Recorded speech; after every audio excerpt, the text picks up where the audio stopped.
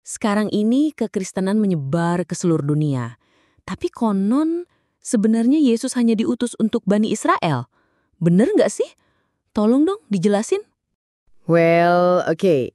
Memang Yesus sendiri mengatakan, "Aku diutus hanya kepada domba-domba yang hilang dari umat Israel." Matius 15 ayat 24. Ayat ini sering disitir untuk memframing bahwa Yesus hanya diutus untuk bangsa Israel. Tetapi Pauluslah yang menyebarkan kekristenan kepada bangsa-bangsa lain. Seolah-olah Yesus tidak menghendaki ajarannya disebarkan kepada bangsa-bangsa lain. Pernyataan dalam ayat itu dikatakan Yesus ketika seorang perempuan Kanaan meminta pertolongan untuk anaknya yang kerasukan setan. Dari pernyataan ini terlihat bahwa misi awal Yesus secara historis memang difokuskan pada bangsa Israel, sesuai dengan janji-janji Allah kepada para leluhur Israel, Abraham, Ishak, Yakub. Namun, perlu dicatat bahwa dialog Yesus dengan perempuan dari Kanaan itu tidak berhenti di situ. Masih ada lanjutannya, dan perhatikan akhir dari dialog mereka. Yesus berkata, "Hai ibu, besar imanmu, maka jadilah kepadamu seperti yang kau kehendaki." Dan seketika itu juga anaknya sembuh. Karena perempuan Kanaan itu beriman, maka keselamatan dari Yesus pun terjadi atas anak perempuan itu.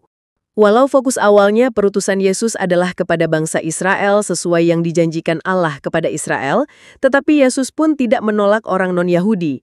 Sebagai contoh, Yesus menyembuhkan hamba perwira Romawi, Matius 8 ayat 5 hingga 13, dan bahkan memuji imannya.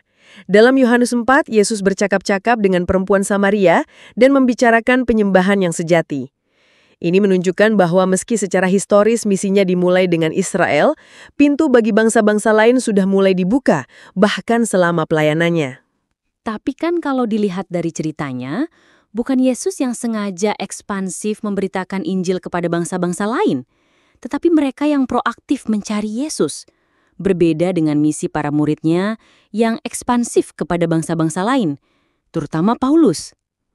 Memang, fokus misi Yesus adalah menggenapi janji Allah kepada bangsa Israel. Tetapi karena bangsa Israel menolaknya, maka keselamatan itu diberikan kepada bangsa-bangsa lain. Pewartaan Injil kepada bangsa-bangsa lain bukan inisiatif para rasul, apalagi inisiatif Paulus seorang. Setelah kebangkitannya, Yesus memberikan amanat besar.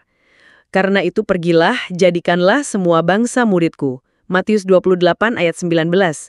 Kamu akan menjadi saksiku sampai ke ujung bumi. Kisah Para Rasul 1 ayat 8. Penyaliban Yesus adalah bukti penolakan secara definitif Bani Israel kepada Yesus. Maka setelah kebangkitannya, Yesus menyuruh para muridnya untuk mewartakan Injil kepada bangsa-bangsa sampai ke ujung bumi. Ini adalah perluasan eksplisit dari misi Yesus kepada seluruh dunia. Berarti benar, secara historis, Yesus diutus pertama-tama kepada Bani Israel sesuai dengan rencana Allah untuk menggenapi janjinya kepada bangsa pilihan itu. Namun, misinya berkembang dan diperluas menjadi universal, dan melalui kebangkitan serta pengutusan para rasul, keselamatan diberitakan kepada semua bangsa.